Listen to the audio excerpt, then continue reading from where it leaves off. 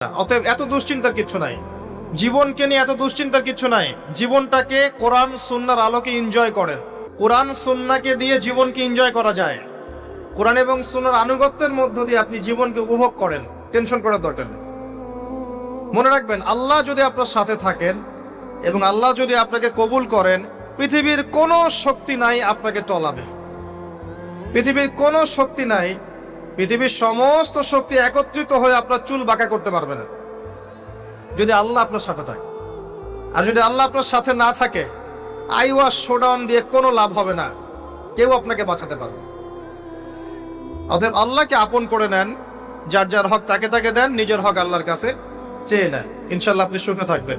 এর আগে আল্লাহ পাক একা ছিলেন, আর কিচ্ছু ছিল না। হুয়াল আউয়াল ওয়াল আখির ওয়াল যাহির ওয়াল বাতিন ওয়া হুয়া বিকুল্লি শাইইন আলিম, সূরা হাদীদ। আল্লাহ পাক একা ছিলেন,